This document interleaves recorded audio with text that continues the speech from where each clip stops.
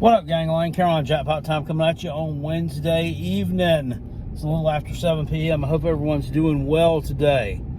Hope you're doing better than the Atlanta Braves. Jeez, what a collapse, man. I don't know that I know of a particular sports team that has ever done so well during the regular season and this just go to epically shit the bed in the playoffs, what have you. And this is not just a 2 or 3 year trend. This goes back decades. Decades of them doing this garbage. Wow. Unbelievable. It's unbelievable, but it's not. So, speaking of shit the bed, South Carolina versus Florida this Saturday at 3:30 in Williams-Brice Stadium. It's actually a 3:30 game on the SEC network, not CBS.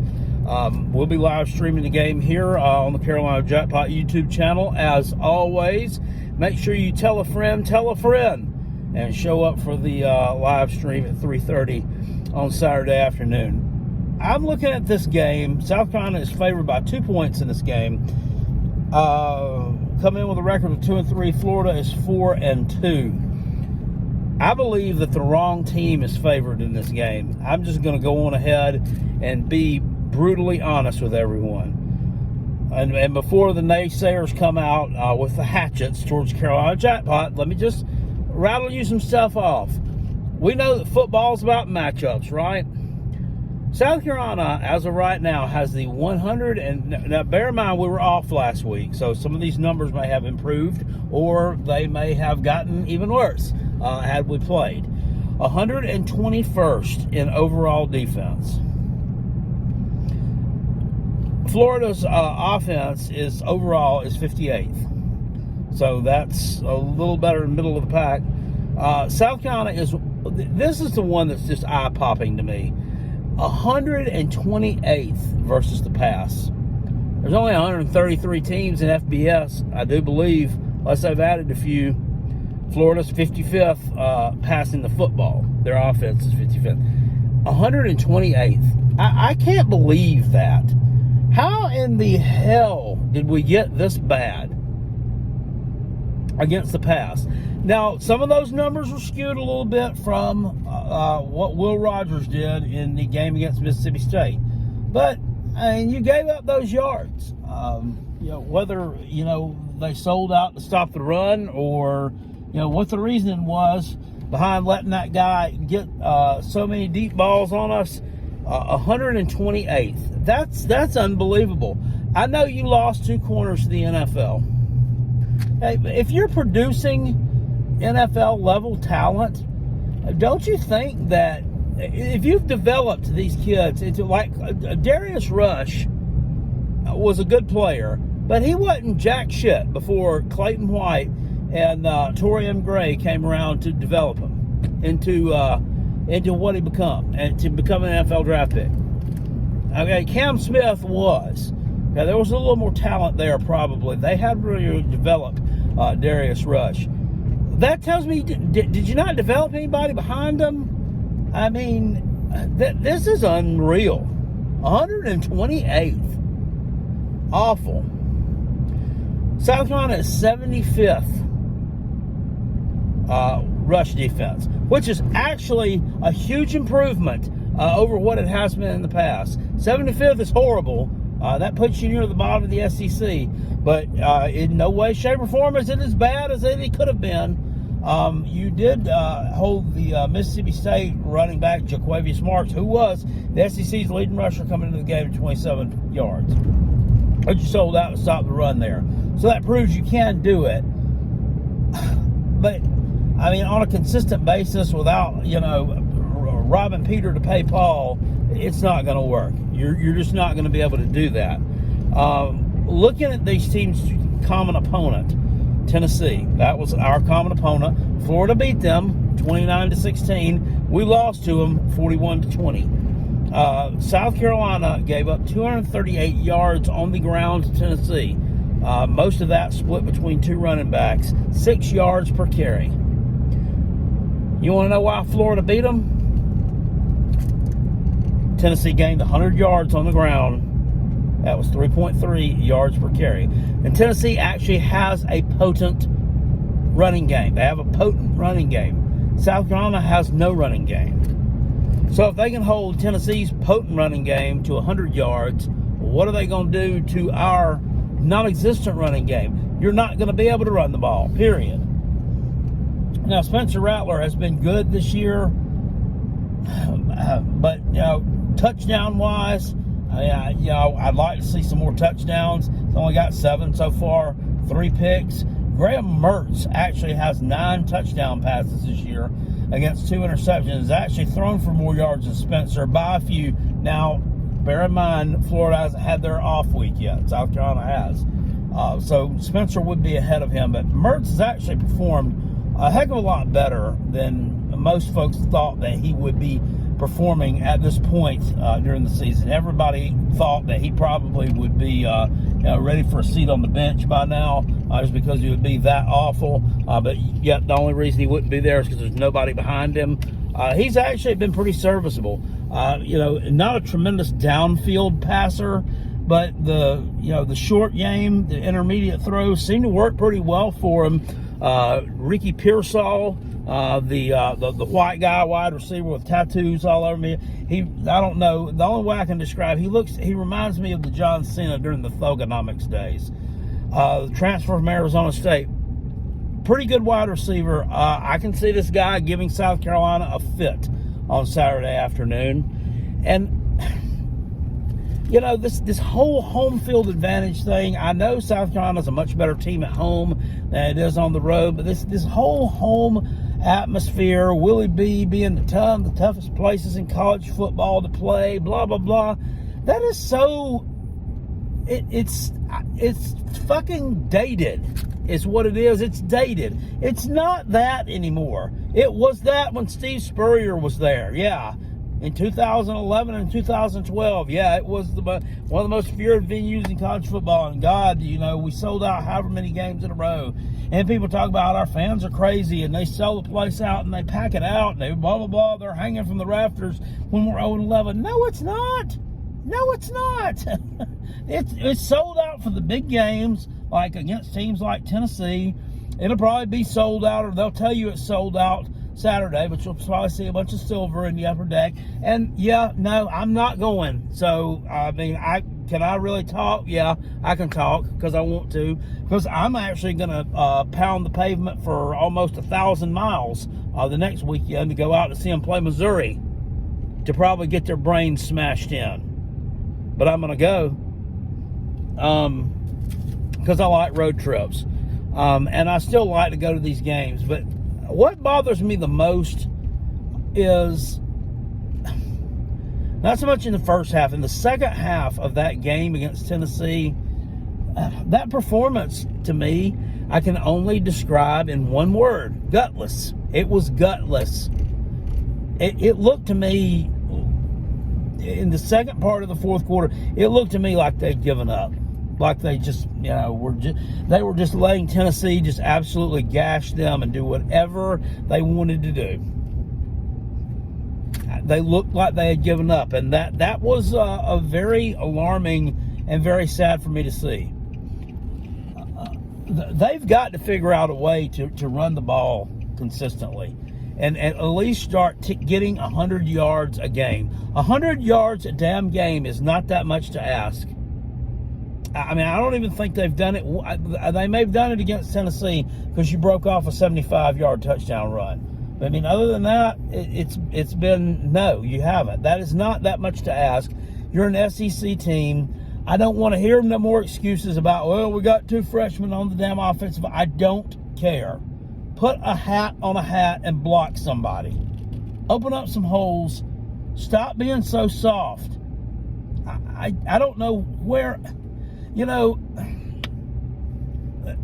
Marshawn Lloyd, running back, who transferred out of South Carolina and has hit the transfer portal at Southern Cal now. I don't know how many yards that he's rushed for so far this year, but I would venture to say it's probably around 600 by now, because I've been kind of keeping up with him. At South Carolina, by this point right now, he'd be injured and he'd be sitting on the shelf.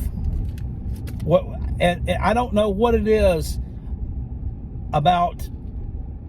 I don't know. There seems to be an inherent softness with just certain position groups, and it's a problem at South Carolina. It is a problem. But as soon as he leaves South Carolina, goes somewhere else, you see, I mean, is he a superstar? No. Has he played anybody? No, he hasn't. He's been running for those yards against Arizona State, Arizona, and Colorado. Terrible teams, I know. So, once the competition heats up a little bit and he starts playing some Oregons and Washingtons, he may be on the shelf. I don't know. And I'm not sitting here saying I hope he's on the shelf. I hope he gets hurt against those teams so we can point and laugh at him. That's not what I'm saying. I'm just stating the fact that he was never looking that good at South Carolina. And then I'm just kind of doubling down on the fact of how soft they looked against Tennessee, especially in the second half. It was very concerning to me, and it's problematic, and it needs to be fixed. And yeah, you've been off for a week. I'm not convinced that it's fixed. I'm sick and tired of the Juice Wells thing. It's almost like Shane Beamer unless he's addressed it in the past couple of days, I haven't heard him address it again. And it's just like they're not addressing it, just hoping that it'll go away and fans will just stop asking about it. I mean, personally, I think that he's played his last game in the Garnet and Black, unfortunately. I don't think he'll be coming back this season. Every week it's, we need to reevaluate him next week. Okay, we're going to send him to a specialist this week and we're going to reevaluate. Just come clean and tell everybody what's going on with the guy. I don't know how much difference having him in the lineup would have made. It would have made some difference. But the passing game is not what's really been the problem. South Carolina is, I think, 15th overall in passing. So that's not been an issue.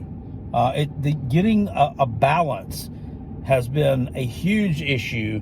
And let's face it, you got to be a lot tougher to have a good running game than you do to have a good passing game. You have to have an inherent toughness about your team if you're going to pound the rock. It's what it's called, pounding the rock. That just sounds like something tough, don't it? Or, never mind. But I think Florida wins this game. I think they cover the 2-point spread or whatever it is. I'm just not... until South Carolina shows me some resiliency and some machismo, whatever you want to call it, bravado, I'm not sold on them being able to beat a team unless it's someone that is significantly below them as far as a talent level perspective goes. And I mean, the only team you're going to play like that is Vanderbilt.